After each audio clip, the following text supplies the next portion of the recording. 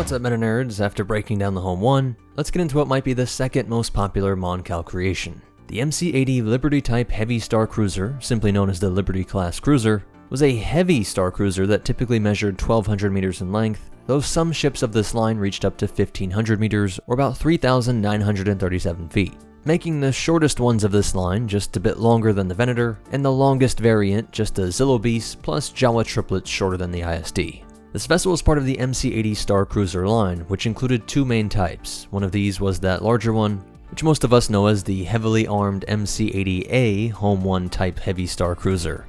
Mon Calamari shipyards manufactured the Liberty cruisers, which were priced at 104 million credits each, making them less than the ISD and almost 2 times the Venator. If the naming convention isn't confusing enough already, there is another similar Mon Calamari star cruiser, dubbed in canon as the Unidentified Cruiser, but in Legends it was always called the MC80A, and did resemble the Liberty but lacked the distinct port and starboard wings.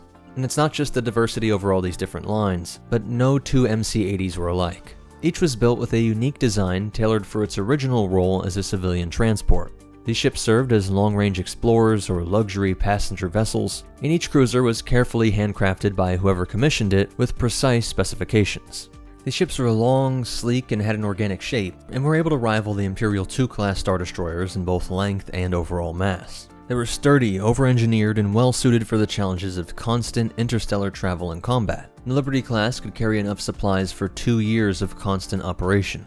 Going inside, you would see water-filled corridors for the Mon Calamari crew, who would swim through the ship just like we see in their cities on Mon Cala. Though eventually these were drained and replaced with floors and ventilation systems. And thousands of the original viewports from the civilian versions were plated over in order to make sure the hull was protected. The ship's hull displays and battle graphics were made for the Mon Calamari's visual spectrum, with control stations requiring specific movements that other species could not replicate.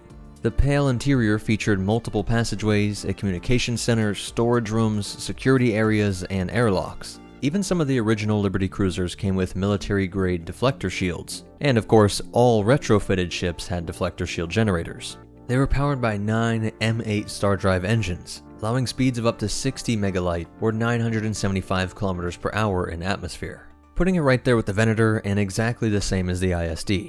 They had a primary Class 1 hyperdrive and a secondary Class 9 hyperdrive, which made it faster than almost all Imperial capital ships, and was remarkably able to keep up with starfighters. It's very rarely seen in ships of this size, though the Great Venator was a Class 1 also. I can go on a whole tangent on how this feature allowed the Republic to secure such large areas of space from the greater number of CIS forces, but we'll get more into that in the Venator video. These ships were fitted with long-range sensors and escape pods in their civilian models, and despite their power and versatility, they were difficult to maintain due to their unique design for each vessel, which often meant that components were not interchangeable, even if you had a bunch of what were still called Liberty-type ships. This made the Rebel Alliance cautious in how and where they deployed them. Most Liberty-class ships typically had a ventral hangar bay, while some models included a port-side hangar with a hangar door. Beneath their sleek exteriors, they hid heavy weaponry in strong hulls that often took the Imperials by surprise. Standard armaments included retrofitted twin heavy turbolaser batteries, which were 48 in total, divided evenly with 12 facing forward, 12 to each side, and 12 at the aft. They were also equipped with 20 twin battleship ion cannon batteries, arranged similarly with 5 in each direction. And while these cruisers lacked point defense laser cannons, they boasted 6 heavy tractor beam projectors and missile tubes. They also carried massive ion cannons mounted along their broadside, and so when you put it all together, these are one of the few ships in the Rebel line that actually combines ion cannons, tractor beams to hold them in place, missiles which were harder for the Rebels to come across, and turbolaser batteries that were as strong as those on the ISD, all proving why the Mon Cala ships were the most important warships of the Rebel Alliance. A Liberty cruiser typically had a full wing of 3 squadrons or 36 starfighters, with 1 squadron often dedicated to reconnaissance. However, they had the capacity to carry up to 10 squadrons, totaling 72 starfighters, and their usual complement would also include shuttles, landing craft, and various utility vehicles, while supporting a passenger capacity of 1,200 soldiers. Ships with port-side hangar bays featured an opening behind the hangar, housing a weapons control room with 3 large ion cannons extending beyond the hull, protected by a shield. These cannons could be vulnerable, exposing their cooling coils and causing explosive reactions if damaged. A Liberty cruiser's crew numbered 5,402, including officers, pilots, and enlisted members. Command crews were usually Mon Calamari, though refits allowed other species such as humans, Celestins, and Quarrens to serve aboard. The Starfighter Wing was commanded by a wing commander, who reported to the ship's captain and the fleet's fighter command. Despite being designed with Mon Calamari in mind, over the years they had to adapt to a diverse range of crew members. As mentioned, these cruisers were originally built as civilian ships for long-range exploration, or as enormous luxury yachts, packed full of luxury quality touches like our sponsor Helix. Let me pause and thank Helix for sponsoring this video. This thing is so comfortable, in part because I was able to customize it to fit my needs by filling out their sleep quiz, asking you what position you sleep on, do you like the mattress soft, medium, or firm, any body aches you might have, temperatures, all sorts of specifics. I was matched with the Midnight Lux, and in this past week, I am loving it. I took the sheets off to film this, don't worry, I'm not that much of a Mando ascetic. I don't know about you guys, but I've tried to buy at the big stores and there's just so much runaround and upsale. I love the convenience of Helix with 20 unique mattresses to choose from, including their award-winning Luxe and Ultra Premium Elite collections. Even the Helix Plus for big and tall sleepers to Helix Kids for growing bodies, which is endorsed by child sleep and medical experts. I think their sleep quiz works great to pair you, and it is sent straight to your door with free shipping in the United States, in a vacuum package that makes it easy to get into the room. Then you just open it up and it expands where you want it. There is also a 100-night sleep trial to make sure you like it, and a 10-year warranty so you can sleep easy about this purchase, while also offering financing options and flexible payment plans. I think this detail is incredible. In a Wesper sleep study using FDA-cleared, clinically validated devices, they upgraded people to a Helix and had 82% of their participants see an increase in their deep sleep cycle, specifically 25 or more minutes of deep sleep per night, and an average of 39 minutes of overall sleep per night. Be sure to check them out using the link in the description, or this QR code. Their Black Friday sale is running now for a limited time. Visit helixsleep.com/metanerds and use promo code HelixPartner27 to get 27% off your mattress purchase, plus 2 free pillows, and receive a free bedding bundle with your Luxe or Elite order. Thanks again to Helix. But once refitted, they became part of the Mon Calamari Planetary Defense Fleet, protecting the Mon Calamari system and its colonies. As more of these ships were converted, they took on the role of heavy battle cruisers for the Rebel Alliance, serving as starfighter carriers, command ships, and security cruisers for major engagements. They often maintained a fleet of support ships and functioned as mobile bases for starfighter patrols or as protection for critical Alliance assets like shipyards and command staff. When deployed in combat, a Liberty cruiser typically used a broadside attack against enemy warships. If one side of the ship faced significant threat, it could reposition its shields to defend that flank specifically. Without built-in point defense weapons, Liberty cruisers relied heavily on their starfighter squadrons to guard against bombers, patrol boats, gunships, and boarding vessels. In 2 BBY, before the formal declaration of the Rebel Alliance, Mon Calamari star cruisers underwent significant refits at the Talaris Rebel Star Docks. This effort aimed to transform them into proper warships following repeated evacuations from their homeworld, Mon Cala. Among these ships were the MC75 Profundity, the several MC80A Home 1 type heavy star cruisers, along with many others. And after the destruction of Alderaan in 0 BBY, the MC80 Liberty type heavy star cruiser Aurora became the flagship of a fleet commanded by Admiral Akbar. This fleet included 8 EF-76 Nebulon B escort frigates, 8 CR-90 corvettes, 5 GR-75 medium transports, and a mix of T-65B X-Wing starfighters, BTL A-4 Y-Wing bombers, and UT-60D U-Wing support craft from Echo Squadron. The fleet intercepted a distress call from an Alderaanian refugee convoy at the trading port Foster Haven, prompting Echo Squadron to respond. Upon arrival, they were met by an Imperial fleet led by Commodore Ray Sloan, and quickly called for reinforcements. The Aurora and its support ships soon arrived at Foster Haven and engaged the Imperial II-class Star Destroyer Vigilance. Despite the loss of one frigate, the Alliance forces successfully rescued the refugees and managed to retreat with the remaining fleet intact. During the Galactic Civil War, the Empire launched an invasion of the planet Zorn in the Farah sector with a task force consisting of the Gladiator-class Star Destroyer Blood Ambition and the Raider-class corvettes Sargonton and Warhawk. In response, the Rebel Alliance sent a naval squadron called the Allied Armada, which included 2 MC-80 Liberty cruisers and several other warships. A few months after a mutiny on Mon Cala led to the escape of star cruisers from the Mon Cala mercantile fleet, at least 12 MC-80 Liberty cruisers gathered with the other newly acquired ships at the Alliance's Mako Ta space docks. The Rebel Alliance Navy had retrofitted several Mon Calamari cruisers with Shru Turun systems and assembled Alliance leaders and ambassadors for a ceremonial launch. Among the assembled ships was the Liberty itself, and in total, about 37 Mon Calamari star cruisers were present for this event.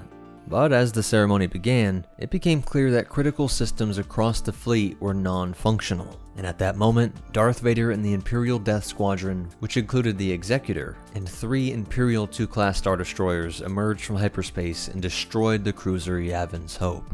Death Squadron launched a full-scale assault on the Mako Ta space docks, bombarding the defenseless Alliance warships. When the Rebel starfighters managed to take off, Death Squadron countered by releasing all their fighter wings. The MC-80A Republic was one of the first to regain functionality, using clearance codes to bring its systems online and escape. It returned to help the remaining Alliance fleet, and once the codes were distributed, several MC-80 Liberty cruisers managed to jump into hyperspace and avoid destruction. After the Battle of Hoth and 3 ABY, the Rebel Alliance Navy broke into several divisions, including the 2nd, 4th, 6th, 7th, 8th, and 11th divisions. While some divisions were lost, the 4th, 7th, and 11th managed to regroup and travel to Parnesia, where they would aid the 2nd Division, which was under attack by the ISD Tarkin's Will. The combined Rebel fleet included various warships, among them at least 2 MC-80 Liberty cruisers, and 3 MC-80A Home Ones. There is the odd case of one of these Liberty cruisers facing serious issues when its systems malfunctioned, and starfighters collided in the flight deck, leading to crew injuries and hospitalizations, but it was later discovered that the cruiser had been sabotaged. While in a different mission, an MC-80 Liberty cruiser led an attack on an Imperial weapons lab, showing the surprising maneuverability of this ship as it navigated a narrow path through this sector. In 4 ABY, after discovering the existence of the 2nd Death Star at Endor, along with the Emperor's presence there, the Rebel Alliance gathered most of its navy at Sullust. Around this time, the Liberty cruiser Invincible Faith intercepted a coded message from Moff Derek Wraith, revealing that the information gained by the Bothan spies was actually a trap. In response, the Imperial Special Forces Unit Inferno Squadron infiltrated the Invisible Faith to delete the message. Commander Iden Versio allowed herself to be captured and taken aboard, while her ID-10 Seeker droid infiltrated the ship separately. The droid navigated past Alliance personnel to reach Versio, who freed herself and escaped the brig. During this, Admiral Akbar called on the Invincible Faith in order to join their assault on the Death Star. If this proves, we will divert the Empire's attention away from Sullust. We are amassing the fleet in preparation for our attack on Endor. Versio and her droid managed to reach the communication center, deleted the message, and triggered a general alarm. After fighting off Alliance forces, she escaped through an airlock and was retrieved by her starship, the Corvus, just as the Invincible Faith began firing its ion cannons. Once the fleet was fully assembled at Sullust and a strike team infiltrated Endor to disable the Death Star's shield generator, the Alliance fleet traveled to Endor via the Sanctuary pipeline. The fleet included several Mon Cal star cruisers, with at least 5 MC-80 Liberty-type heavy star cruisers among them. When it was discovered that the deflector shield was still active, General Lando Calrissian and Admiral Akbar ordered the fleet to pull back. It's a trap! The Imperial fleet launched its fighters, sparking intense battles around the Alliance ships. A TIE Interceptor would crash into the ventral hangar of one of these cruisers, which was then soon destroyed by the Death Star's super laser, obliterating the Liberty and nearby ships. After the MC-80A Nautilin met the same fate, Calrissian convinced Akbar to engage the Star Destroyers at close range, reasoning that they could take down some ships before the fleet was overwhelmed. We'll last longer than we will against that Death Star, and we might just take a few of them with us. The Alliance fleet pressed the attack, with Liberty cruisers engaging fire with Star Destroyers. When the ground team disabled the shield generator, fighters stormed the Death Star's interior while the fleet concentrated fire on the Executor. Though of course, it would be taken out by the smallest unit in their entire fleet.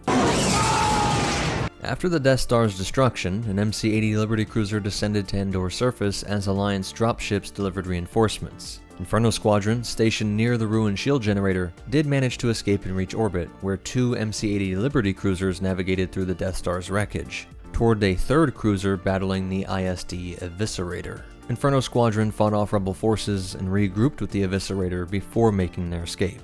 Then, shortly after the Battle of Endor, a Liberty cruiser led a small fleet that included 4 CR-90 corvettes and numerous starfighters in an attack on Fondor. Their target was the Fondor shipyards and the docked Imperial Star Destroyer Dauntless. The Liberty cruiser launched 3 UT-60D U-wing support craft and fired its powerful broadside ion cannons at the Dauntless. But Inferno Squad intervened and destroyed the transports. Acting on Moff Wraith's orders, Iden Versio boarded the cruiser, sabotaging it from within. This damage caused one of the CR-90s to crash into the cruiser, and the Dauntless broke free of the shipyard and unleashed its firepower on the cruiser, resulting in a dazzling explosion and Imperial victory. After a raid on the Wretch of Tehran, the Alliance uncovered details of Operation Cinder, part of the Emperor's posthumous contingency plan aimed at devastating Imperial worlds. And determined to save as many as they could, the Alliance prepared to act, and during a skirmish on Vardos, Versio and Delmiko surrendered to the Alliance and were taken aboard the Liberty cruiser Restoration.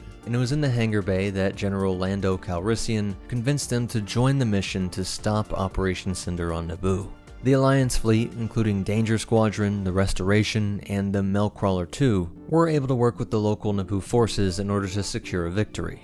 When the alliance to restore the Republic became the New Republic, many of these ships continued their service in the New Republic Defense Force. One Liberty cruiser played a key role in the Battle of Var-Shah, fighting alongside an MC-75 Star Cruiser and an MC-95E Star Cruiser, along with supporting frigates and corvettes. The combined fleet successfully destroyed the Var-Shah dockyard and an Imperial Star Destroyer, forcing the ISD Overseer and surviving Imperial fighters to retreat. As the Empire broke into various factions like the Imperial Royalist Coalition, the Yomo Council, and the Chattawan government, Consular Gallius Rex, the de facto Imperial leader, gathered most of the Imperial military on the planet Jakku for a final stand against the New Republic. After the New Republic Senate approved intervention, the NR Defense Force was mobilized for battle. Liberty cruisers and other Republic ships emerged from hyperspace and launched an attack on Imperial forces in Jakku's orbit, beginning the Battle of Jakku. While Liberty cruisers and other warships engaged the Imperial flagship, the Executor-class Ravager and its support fleet, some New Republic ships broke through to fight in Jakku's atmosphere. The cruisers exchanged broadsides with ISDs, leading to heavy losses on both sides. Starfighters and bombers clashed throughout, while New Republic ground forces landed to engage Imperial strongholds and rescue downed allies. The battle saw many Liberty cruisers and Star Destroyers destroyed, with massive hull fragments crashing to the deserts below. Some, like Freedom's Dawn, fell intact to the surface, and despite heavy damage, other Liberty cruisers continued to fight, even under assault from TIE bombers. Iden Versio would play a key role in destroying the Eviscerator's fighters and bombers, while the capital ship was being bombarded by another Liberty. After the New Republic victory, the Galactic Concordance was signed by Grand Vizier Mas Amedda, officially ending the Galactic Civil War.